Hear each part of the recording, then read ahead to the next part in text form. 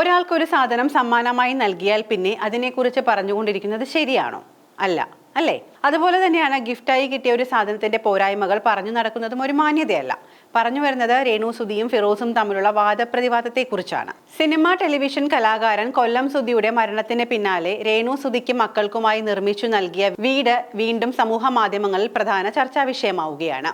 വീടുപണി പൂർത്തിയായി 1 വർഷമാകുന്നതിന് മുൻപ് തന്നെ അവിടെയും ഇവിടെയുമായി പൊളിഞ്ഞു വീടാൻ തുടങ്ങിയെന്ന ആരോപണമാണ് രേണുവും പിതാവ് തങ്കച്ചനും ഉയർത്തിയിരുന്നത്.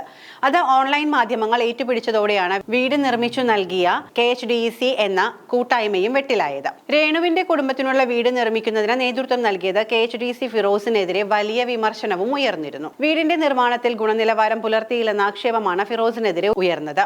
എന്നാൽ ഈ ആരോപണങ്ങളെ പ്രതിരോധിച്ചുകൊണ്ട് ഫിറോസും രംഗത്ത് വന്നു. വളരെയധികം സാമ്പത്തിക ബുദ്ധിമുട്ടുകൾ സഹിച്ചാണ് വീട് നിർമ്മാണം പൂർത്തിയാക്കിയത് എന്നും വീടിനുള്ളിലെ ചെറിയ ചെറിയ പ്രശ്നങ്ങളാണ് രേണുവും തങ്കച്ചനും പെരുപ്പിച്ചു കാണിക്കുന്നത് എന്നുമായിരുന്നു ഫിറോസിന്റെ മറുപടി. ഈ കുടുംബത്തിന് വീട് നിർമ്മിച്ചു നൽകിയത് ജീവിതത്തിലെ ഏറ്റവും വലിയ അബദ്ധമാണ് എന്ന് ഫിറോസ് ഒരു വീഡിയോയിൽ പറഞ്ഞിരുന്നു. ഇങ്ങനെ വാദപ്രതിവാദങ്ങൾ നടക്കുന്നതിനിടയിലാണ് രേണുവിന് ബിഗ് ബോസ് ഷോയിലേക്ക് ഒരു എൻട്രി ലഭിക്കുന്നത്. അതോടെ വാദങ്ങൾ കാറ്റിൽ പറന്നു. അത് അവിടെ തീർന്നു എന്ന് കരുതിയിരിക്കുമ്പോഴാണ് പിന്നെയും വിവാദത്തിന് കൊടി കയറിയിരിക്കുന്നത്. ബിഗ് ബോസ് ഷോയിൽ നിന്ന് ഇറങ്ങിയ ശേഷം ഒരു സെലിബ്രിറ്റി എന്ന നിലയിൽ വലിയ തിരക്കിലാണ് രേണു സുധി. നിരവധി ഓൺലൈൻ മാധ്യമങ്ങൾക്ക് അഭിമുഖങ്ങളും രേണു നൽകിയിരുന്നു. പല അഭിമുഖങ്ങളിലും രേണുവിന്റെ വിവാഹത്തെക്കുറിച്ചുള്ള ചോദ്യങ്ങൾ ഉയർന്നു വന്നു.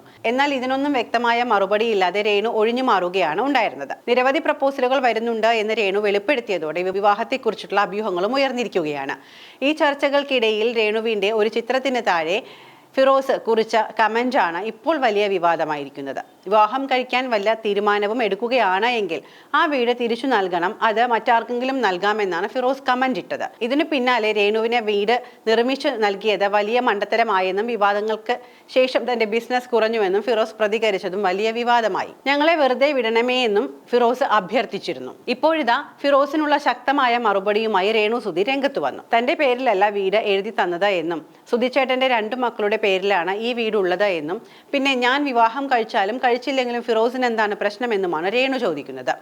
ഞാൻ വിവാഹം കഴിക്കും, കഴിക്കാതിരിക്കും, അതിൽ മറ്റുള്ളവർ ഇടപെടേണ്ട കാര്യമില്ല എന്നും ഫിറോസിനുള്ള മറുപടിയായി രേണു പറയുന്നുണ്ട്.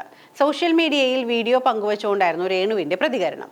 കൊല്ലം സുധിയുടെ മക്കൾക്ക് അർഹതപ്പെട്ടതാണ് എന്ന് പറഞ്ഞാണ് വീട് നൽകിയത്. ഞാൻ വിവാഹം കഴിക്കുകയോ കഴിക്കാതിരിക്കുകയോ ചെയ്യും, അതിൽ മറ്റുള്ളവർ ഇടപെടേണ്ട എന്നും രേണു വീഡിയോയിൽ പറയുന്നുണ്ട്. ഈ വിഷയത്തിൽ രേണുവിനെതിരെയും ഫിറോസിനെതിരെയും വലിയ വിമർശനമാണ് ഉയർന്നു വന്നിരിക്കുന്നത്.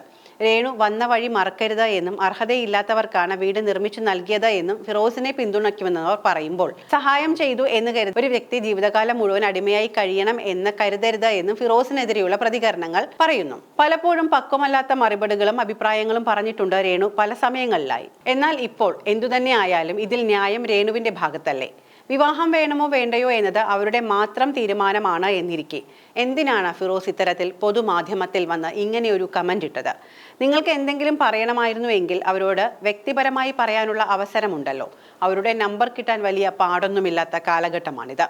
മാത്രമല്ല, വീട് തിരിച്ചു വേണമെങ്കിൽ നിങ്ങളത് ആർക്കാണോ കൊടുത്തിരിക്കുന്നത് അവരോടാണ് ചോദിക്കേണ്ടത്, അല്ലേ? അവർ പറഞ്ഞതുപോലെ സുധിയുടെ മക്കൾക്കാണ് വീട് നൽകിയത് എങ്കിൽ രേണുവിനെ എന്തിന് പുറകെ നടന്ന് വീണ്ടും വീണ്ടും ബുദ്ധിമുട്ടിക്കണം? പിടിച്ചു നിൽക്കാനുള്ള അവരുടെ തത്രപ്പാടുകൾ നമ്മളും കാണുന്നതല്ലേ? വെറുതെ വിട്ടേക്ക്, അവരൊന്ന് ജീവിച്ചോട്ടെ.